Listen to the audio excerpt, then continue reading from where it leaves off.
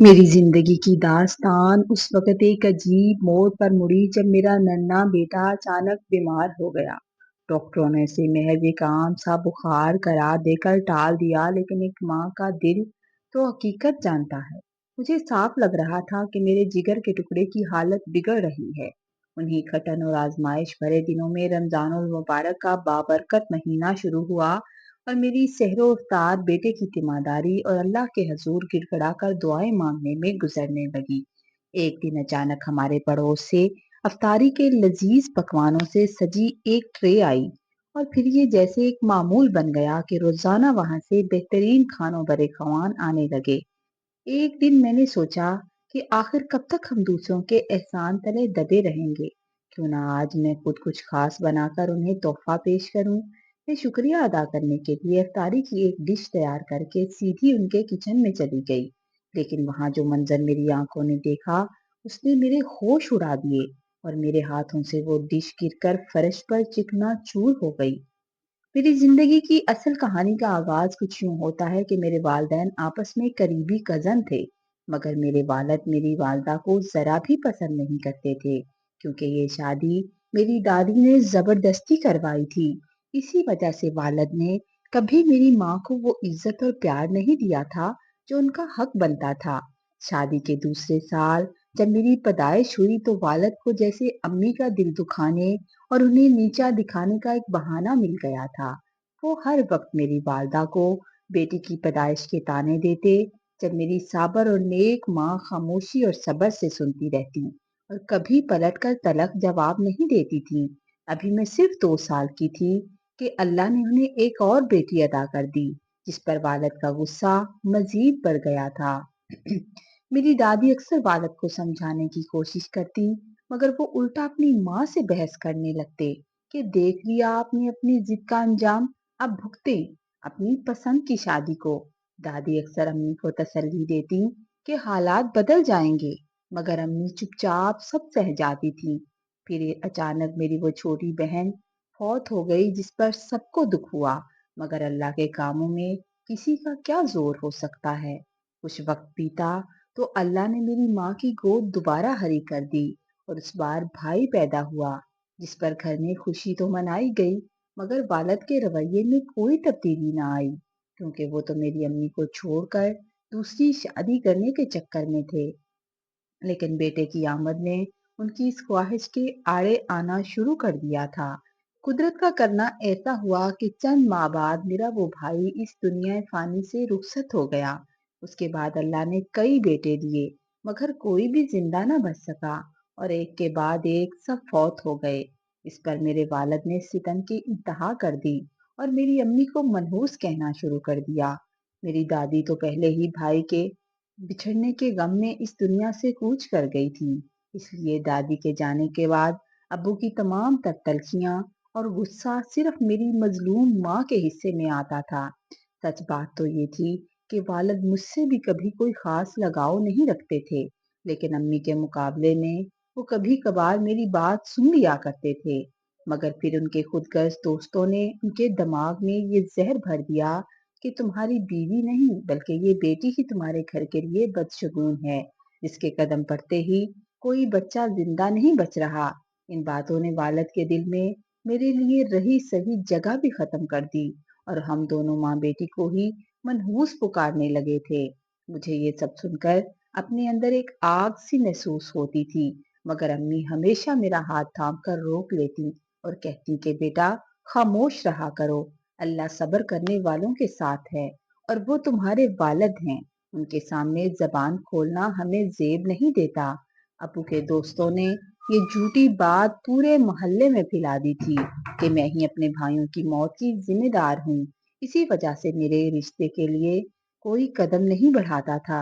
امی میری قسمتوں کو لے کر بہت دکھی رہتی تھی، اور ان کی بس یہی تمنا تھی کہ کسی طرح میری شادی ہو جائے۔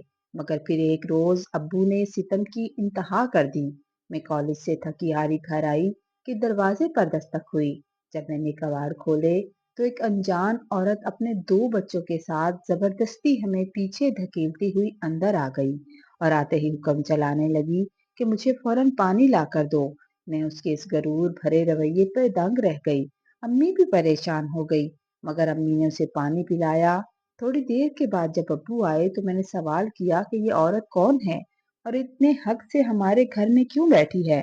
تو ابو نے بڑی بے رخی سے جواب دیا کہ آج سے اس گھر کی مالکن یہی ہے اور تم دونوں نے اب اس کی غلامی کرنی ہے۔ میں حیرت کے سمندر میں ڈوبی ہوئی تھی۔ جب رات کے وقت ابو اس عورت کے ساتھ کمرے میں داخل ہوئے تو میرا دل دہل گیا۔ رات بھر میں اور امی خاموشی سے آنسو بہاتے رہے۔ مجھے اپنے باپ کی بے حسی اور اس عورت کی چالاکی پر بہت غصہ آ رہا تھا۔ اس نے بنے بنائے گھر کو پل بھر میں اجاڑ دیا تھا۔ میرے ابو نے کبھی میری امی کو وہ مقام نہیں دیا تھا جس کی وہ حقدار تھی، مگر میری ماں ان سے پھر بھی محبت کرتی تھی۔ اب دوسری عورت کے آنے سے ہم اپنے ہی گھر میں نوکر بن کر رہ گئے تھے۔ امی نے ایک دن مجھ سے کہا کہ بیٹی، میں چاہتی ہوں تمہاری شادی جلد سے جلد ہو جائے، کیونکہ یہ عورت اب تمہیں بھی اپنی ملازمہ سمجھنے لگی ہے، جو مجھ سے نہیں دیکھا جاتا۔ میں نے تڑپ کر جواب دیا، امی، یہ عورت تو آپ کو بھی نوکرانی سمجھتی ہے۔ میں آپ کو اس حال میں تنہا چھوڑ کر نہیں جاؤں گی۔ مگر امی نے مجھے سمجھایا کہ ان کی فکر نہ کرو، انہوں نے تو ساری زندگی والد کی خدمت کی ہے، اب اگر اس عورت کی چاکری بھی کر لیں گی تو وہ سہ لیں گی۔ سو تیری ماں نے میرے ہر رشتے میں رکاوٹ ڈالی، مگر ایک دن امی کا حوصلہ جواب دے دیا۔ انہوں نے اسے کھری کھری سنائی، جس پر والد نے آ کر امی پر ہاتھ اٹھایا۔ میں نے آگے بڑھ کر والد کا ہاتھ پکڑ لیا تو وہ آگ بگولا ہو گئے اور ہمیں اسی وقت گھر سے نکل جانے کا حکم دے دیا۔ ہم کمرے میں بند ہو گئے اور والد باہر چلاتے رہے۔ صبح جب میں جاگی تو امی نے سرگوشی میں بتایا کہ آج تمہیں دیکھنے والے آ رہے ہیں اور یہ بات کسی کو پتا نہ چلے، کیونکہ سوتیلی ماں اور ابو آج گھر پر نہیں ہوں گے، اس لیے میں نے رشتے والوں کو بلایا ہے تاکہ ان کی غیر موجودگی میں تمہاری بات پکی کر دوں، ورنہ وہ کبھی تمہارا گھر نہیں بسنے دیں گے۔ میرا دل نہیں مان رہا تھا کہ امی کو اس دوزخ میں اکیلا چھوڑ دوں، مگر ان کی خواہش کا احترام کرنا ضروری تھا۔ جب لڑکے والے آئے تو ذیشان نے مجھے پسند کر لیا۔ وہ بہت ہی خوش اخلاق انسان تھا۔ امی نے جلدی میں سب کچھ طے کر دیا اور نکاح کی تاریخ بھی فکس ہو گئی تھی۔ میں پریشان تھی کہ امی اتنی جلدی کیوں کر رہی ہیں، تو انہوں نے سمجھایا کہ تم جتنی جلدی یہاں سے چلی جاؤ تمہارے لیے بہتر ہے۔ رہی میری بات، تو آج یا کل تمہارے ابو مجھے چھوڑ ہی دیں گے، کیونکہ وہ اس عورت کے اشاروں پر ناچتے ہیں۔ مجھے غصہ آیا کیونکہ یہ گھر تو امی کے نام تھا۔ میں نے کہا کہ وہ آپ کو کیسے نکال سکتے ہیں؟ تو امی مسکرا کر بولی، تم ابھی بھی اپنی ماں کو سمجھی ہی نہیں ہو۔ میں نے ان کی مسکراہٹ میں کوئی گہرا راز چھپا تھا جس پر میں نے اس وقت غور نہیں کیا تھا۔ شادی کے بعد میں بوجھل دل کے ساتھ اپنے سسرال آ گئی، جہاں ذیشان نے میرا اچھا استقبال کیا۔ ذیشان کا کوئی اور رشتہ دار نہیں تھا۔ اس نے پڑوس کی ایک خاتون کی مدد سے گھر کو بہت پیارا سجایا ہوا تھا۔ وہ ایک بہت ہی خیال رکھنے والا جیون ساتھی ثابت ہوا۔ شادی کے 3 ماہ گزرے تو اللہ نے ہمیں اولاد کی نعمت کی خوشخبری سنائی۔ ذیشان میری خدمت میں کوئی کسر نہ چھوڑتا۔ امی بھی فون پر مجھ سے بات کرتی، ڈھیروں دعائیں دیتی۔ اسی دوران پتا چلا کہ ابو نے امی کو گھر چھوڑنے کی دھمکی دی ہے اور وہ اپنے میکے منتقل ہو گئیں۔ مجھے ابو کی اس بے حسی پر بہت دکھ ہوا، تو انہوں نے برسوں کا ساتھ بھلا دیا۔ پھر اللہ نے مجھے ایک خوبصورت بیٹا دیا جس کا نام ہم نے المیر رکھا تھا۔ ہم بہت خوش تھے، لیکن اچانک المیر کی طبیعت خراب رہنے لگی۔ میں نے ذیشان سے کہا کہ بچہ بہت بیمار ہے، اسے کسی ماہر ڈاکٹر کو دکھاتے ہیں، مگر ذیشان کو میری بات بری لگی اور وہ غصہ کرنے لگا کہ روز روز ڈاکٹر بدلنے کی باتیں نہ کیا کرو، تھوڑا صبر کرو، وہ ٹھیک ہو جائے گا۔ مجھے اپنے جگر کے ٹکڑے کی حالت دیکھ کر تڑپ آتی تھی، مگر ذیشان میری بات سننے کو تیار نہیں تھا۔ پھر محلے کی ایک خالہ نے دم و درود کا مشورہ دیا۔ ذیشان المیر کو دم کروانے لے گیا، مگر اس سے بھی کوئی فاقہ نہ ہوا اور بچہ دن بدن کمزور ہوتا چلا گیا۔ جب میں نے ذیشان سے دوبارہ کہا تو وہ الٹا مجھ سے ناراض رہنے لگا اور کہنے لگا کہ میں اب صرف بچے کو اہمیت دیتی ہوں، اسے وقت نہیں دیتی۔ ذیشان کی یہ بات سن کر مجھے بے حد افسوس ہوا کہ وہ بیمار بیٹے کو دیکھنے کی بجائے مجھ سے شکایت کر رہا ہے۔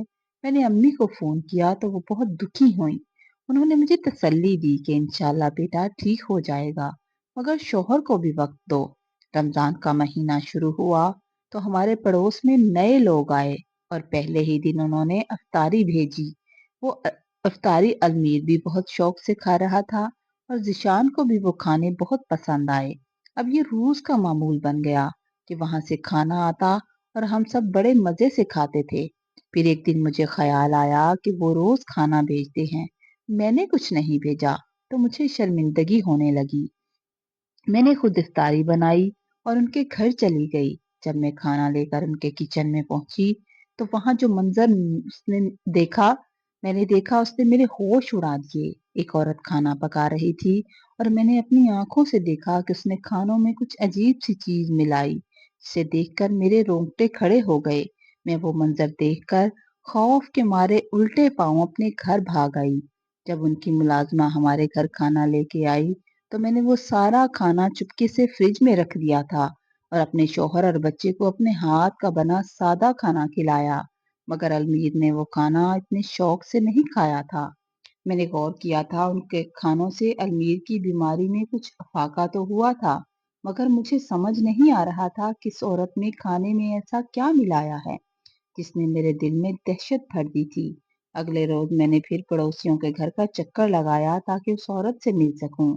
جیسے ہی کچن میں پہنچی میں نے جھپٹ کر اس کا ہاتھ پکڑ لیا اور سختی سے پوچھا کہ سچ بتاؤ، تم اس کھانے میں کیا ملا رہی ہو؟ میں نے تمہیں اپنی آنکھوں سے کچھ ڈالتے ہوئے دیکھا ہے۔ وہ عورت پہلے تو گھبرا گئی، پھر اس نے سچ اگل دیا کہ وہ حکیم کی بیوی ہے اور میری والدہ کے کہنے پر کھانے میں شفا کی دوا ملا دی ہے۔ یہ سن کر میں حیرت زدہ رہ گئی اور فوراً امی کو فون کر کے حقیقت پوچھی۔ امی نے گہرا سانس لیا اور اعتراف کیا کہ ہاں بیٹی، جب تم نے مجھے ذیشان کے بدلتے رویے اور بچے کی بیماری کا بتایا تھا تو میں ڈر گئی تھی کہ کہیں تمہارا گھر بھی میری طرح نہ اجڑ جائے۔ میں نہیں چاہتی تھی کہ تم بھی میرے جیسی کٹھن زندگی گزارو، اس لیے میں نے خاموشی سے تمہارے پڑوسیوں سے رابطہ کیا اور اس حکیم کی بیوی کو پیسے دے کر راضی کیا کہ وہ تمہارے گھر ایسی افطاری بھیجے جس میں دوا ملی ہو۔ ماں کی یہ ممتا دیکھ کر میری آنکھیں بھر آئیں۔ کچھ روز کے بعد امی اچانک ہمارے گھر تشریف لائیں تو انہیں دیکھ کر ذیشان دنگ رہ گیا۔ تب میری ماں نے ذیشان کو المیر کی بیماری کی اصل وجہ اور اس خفیہ علاج کی پوری حقیقت بتائی۔ یہ سب سن کر ذیشان کا سر شرم سے جھک گیا اور اس نے سب کے سامنے مجھ سے معافی مانگ لی تھی۔ میری ماں کی محبت جیت چکی تھی، لیکن دوسری طرف میرے ابو جو ہمیں منحوس کہتے تھے، آج اپنی غلطیوں کی وجہ سے عبرتناک زندگی گزار رہے تھے۔ جب میں نے امی سے پوچھا کہ یہ سب کیسے ہوا تو انہوں نے بتایا کہ جس گھر سے ابو نے ہمیں ذلیل کر کے نکالا تھا وہ دراصل میرے نانا نے امی کو تحفے میں دے دیا تھا اور اس کے تمام قانونی کاغذات امی کے پاس تھے۔ جس دن میری امی عدالتی حکم نامہ لے کر پولیس کے ہمراہ اپنے گھر پر قبضے کے لیے پہنچی تو وہاں کہرام مچ گیا تھا۔ سوتیلی ماں کو جیسے پتا چلا کہ یہ گھر اب اس کے ہاتھ سے نکل چکا ہے، اس نے پورے محلے کے سامنے ابو کا گریبان پکڑ لیا اور انہیں ذلیل کرنے لگی۔ وہ چیخ چیخ کر کہہ رہی تھی کہ تم جیسے مفلس اور کوڑی کوڑی کے محتاج انسان کے ساتھ میں ایک پل نہیں رہ سکتی۔ تم نے مجھ سے جھوٹ بولا تھا کہ یہ جائیداد تمہاری ہے۔